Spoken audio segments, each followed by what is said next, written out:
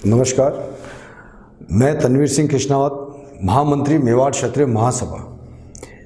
आज नेता प्रतिपक्ष श्री गुलाबचंद कटारिया ने राजसमंद में एक विवादित बयान दिया, जिसके अंदर उन्होंने हमारे भारत देश के गौरव आदरणीय प्रातः सम्माननीय महाराणा प्रताप के ऊपर बहुत ही ज़्यादा अपशब्द और आपत्तिजनक शब्दों का इस्तेमाल किया। मैं ये बता देना चाहता हूँ कि महाराणा प्रताप किसी एक जाति के नहीं थे। वह हिंदुस्तान की संस्कृति और सनातन धर्म और 36 कौम के प्रतीक थे और 36 कौम के जन नायक के लिए इतनी बेहूदी और घटिया भाषा का इस्तेमाल करके गुलाबचंद कटारिया ने अपने दिमाग का परिचय दिया कि उनके दिमाग की मानसिक स्थिति आज की तारीख में क्या है। मैं मेवाड़ का एक बालक, एक नागरिक होने के नाते मैं खुले तौर पे कह रहा हूँ कि गुलाबचंद जी कटारिया अपनी भाषा और मानसिक स्थिति को संतुलन बना लेना। मेवाड़ तो ठीक है, इस राजस्थान के अंदर किसी भी कस्बे में तुम्हारी कोई मीटिंग नहीं हो सकती। राजनीति भूल जाओगे, और राजनीति भूल जाओगे इसका कहने का मतलब ये है कि 77 साल के आप हमारे बुजुर्ग हो, आपकी हम इज्जत कर रहे हैं, आप घर बैठ जाओ, आपको राजनीति नहीं करनी चाहिए। और मैं सीधा सीधा बोल रहा हूँ, 36 कौम का सारा जो जाति है वो लामबंद है मेवाड़ में। ऊंची राजनीति वोटों के लिए जो आप कर रहे हो ना, इसको आप तुरंत बंद कर देना।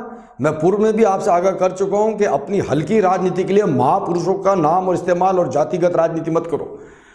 आपके दिवालियापन हो गया दिमाग का, और इसको आप संतुलित रखिए और अपनी भाषा को संयमित रखिए।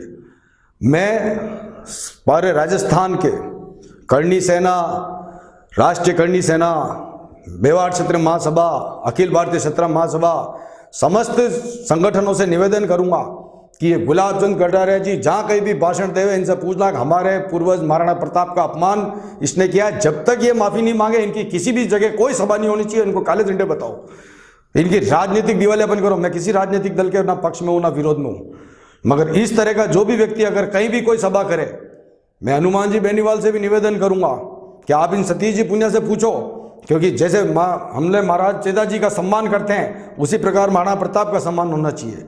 भाई हनुमान बेनीवाल जी, मैं आपसे भी निवेदन करता हूं कि आप भी लामबंद होके हमारे महापुरुषों की जो आप लड़ाई लड़ रहे हो सम्मान की, उसमें ये 36 कौम आपके साथ में है और आप भी लड़ रहे हो। वैसे ही मेवाड़ के इस महाराणा प्रताप का जिस तरह से इन्होंने अपमान किया है, इनका खुला विरोध होना चाहिए और इनको एहसास होना चाहिए कि इन्होंने गलती करी है। और जब तक ये व्यक्ति इसलिए कह रहा हूं क्योंकि आज इनके लिए मेरे पास इससे ज़्यादा कोई शब्द नहीं है। आप तुरंत प्रभाव से माफ़ी मांगो, वरना 36 कौम आपको याद करा देगी कि महाराणा प्रताप का सम्मान हम कितना करते हैं। मैं आप सभी से निवेदन करूंगा कि इस प्रकार के जो भी राजनीतिज्ञ हैं, जो सस्ती और हल्की भाषा का प्रयोग करके वोटों की राजनीति करते हैं, इनको आप विरोध कर दीजिए। अन्यथा हमारे सनातन धर्म, हमारी संस्कृति और हमारे इतिहास के ऊपर ये कालिक पहुंच जाएंगे। और इन जैसे नेताओं ने हमारे समाज को वर्ग में बांट दिया है और वर्ग विभाजन कर दिया है, इसलिए इनको जवाब देना जरूरी है। वरना हमारी चुप रहने की प्रवृत्ति से इन जैसे बेलगाम बेभाषा लोगों को बहुत ज़्यादा प्रोत्साहन मिलता है। आपसे निवेदन करूंगा कि ऐसे नेताओं का तुरंत प्रभाव से विरोध करो और इन लोगों को एहसास कराओ कि 36 कौम अभी सोई हुई नहीं है। धन्यवाद।